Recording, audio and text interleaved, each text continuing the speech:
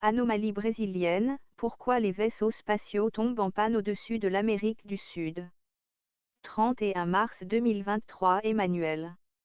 Nouveau, le compte officiel du blog sur Twitter suivait l'actu du blog sur Telegram. Facebook Viter Telegram WhatsApp Pinterest Gmail partagé. Anomalie brésilienne, pourquoi les vaisseaux spatiaux tombent en panne au-dessus de l'Amérique du Sud. Chaque fois que la Station spatiale internationale survole ce continent, les astronautes ont des « flashs » dans les yeux. Lorsqu'en 2012, le tout premier vaisseau Dragon construit par SpaceX est arrivé et s'est amarré à l'ISS, le rapport sur cette mission faisait état, entre autres, d'un fait curieux. Pendant le passage de la station au-dessus de l'Atlantique et de l'Amérique du Sud sur le Dragon, il y a eu une défaillance temporaire du système de contrôle à distance, c'est-à-dire que l'équipement de bord est hors service. Plus tard, il a été redémarré et tout est rentré dans l'ordre. Cela n'a pas du tout surpris l'astronautique mondiale. Sur les écrans géants des centres de contrôle des missions de Korolev de Houston, cette région au-dessus de la Terre est toujours mise en évidence. Les astronautes à bord remarquent que c'est là que les « flashs » dans leurs yeux clignotant plus souvent. Et ces « éclairs » ne sont rien d'autre que des particules chargées provenant de l'espace qui traversent constamment une personne à une hauteur de 400 km. En d'autres termes, des radiations. À la fin des années 90, un instrument embarqué à bord de la navette spatiale Columbia a mesuré le niveau de rayonnement dans l'espace à une altitude d'environ 300 km. Il s'est avéré qu'au-dessus de l'Atlantique Sud et du Brésil, il a presque doublé, passant de 413 microsieverts à 264. Il est prouvé que dans cette zone de l'océan et dans une grande partie de l'Amérique du Sud, même au niveau de la mer, le champ magnétique est aussi faible qu'à n'importe quel autre endroit à une altitude de plusieurs centaines, voire d'un millier de kilomètres. C'est-à-dire, comme dans l'ionosphère, dans les couches les plus hautes et les plus raréfiées de notre atmosphère. Les opérateurs de satellites ont donc depuis longtemps pris l'habitude d'éteindre partiellement leurs appareils lorsqu'ils voyagent dans ces régions. Il s'agit là de symptômes d'un même phénomène étonnant appelé « anomalie magnétique de l'Atlantique Sud ». Elle est parfois divisée entre le Brésil et le Cap, mais jusqu'à présent, cette zone ne forme qu'un seul et même ensemble. Toutefois, d'après les dernières données, elle est en train de s'étendre, de se déplacer lentement vers le nord-ouest et, dans le même temps, de se diviser en deux. Il s'agit d'une mystérieuse défaillance, d'un trou dans la magnétosphère terrestre.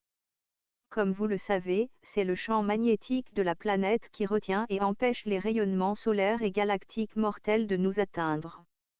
Au total, ce point faible du bouclier magnétique s'étend sur près de 8 millions de kilomètres carrés. Les causes de l'anomalie font l'objet de nombreuses études et contestations scientifiques. L'une des principales versions est la répartition inégale de la matière dans les entrailles de la Terre. Les géologues ont déterminé qu'il existe de vastes zones de roches un peu plus denses dans la partie inférieure du manteau. L'une de ces zones se trouve approximativement sous le continent africain, à une profondeur d'environ 2900 km, et a été baptisée « Grande Province africaine ». Les scientifiques soupçonnent donc que cette impressionnante accumulation dense dans le manteau s'étende un peu plus profondément dans le noyau externe de la Terre. Rappelons que le noyau externe est la couche liquide, supérieure, qui l'entoure. Le fer en fusion y est constamment mélangé, un puissant courant électrique y circule, d'où le champ magnétique de la planète. Par conséquent, l'immersion d'une pièce plus dure interfère avec ce processus. Le champ magnétique s'affaiblit donc sensiblement dans cette partie du monde. Et comme la Terre tourne avec tout ce qu'elle contient, nous en observons les conséquences non seulement sur l'Afrique, mais aussi sur l'Amérique du Sud. Il convient de mentionner qu'en général, au cours des derniers siècles, le champ magnétique terrestre s'est affaibli, ce qui conduit à envisager une éventuelle révolution des pôles magnétiques. Les chercheurs se demandent si l'anomalie sud-américaine peut être liée d'une manière ou d'une autre à ce phénomène, si elle n'est pas le signe avant-coureur d'un basculement magnétique. D'ailleurs, lorsque cela se produira, les noms des pôles magnétiques coïncideront enfin avec les noms des pôles géographiques. Aujourd'hui, le pôle magnétique sud se trouve dans l'Arctique et le pôle nord dans l'Antarctique. Les scientifiques pensent que cette anomalie particulière est apparue au début du XXe siècle.